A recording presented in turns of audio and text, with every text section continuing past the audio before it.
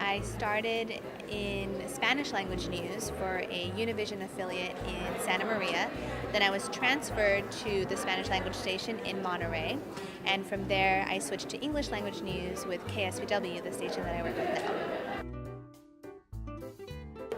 Straightforward story. I actually started out in school studying international relations and political science, and along the way I switched to film and media studies, so studying movies and cinema, filmmaking, but I realized that I wanted to do something that had an impact on the community, and I figured that news was a good way to use that creative background and that knowledge and interest in current affairs, global affairs, and put them together, and I figured journalism was a good way to do that.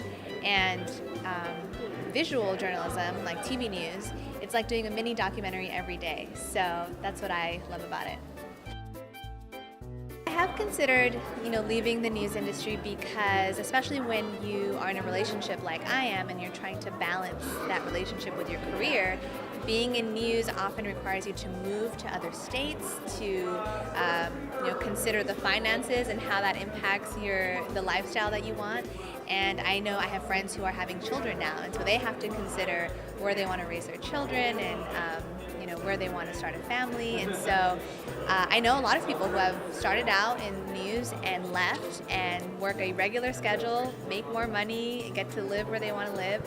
But I have decided to stick with it because I just love it so much. Every day is different, it's a lot of fun, it's fascinating, and I see that what I do makes a difference and people care, there's an impact. So I think that's kind of, you have to analyze the cost, risk, benefit.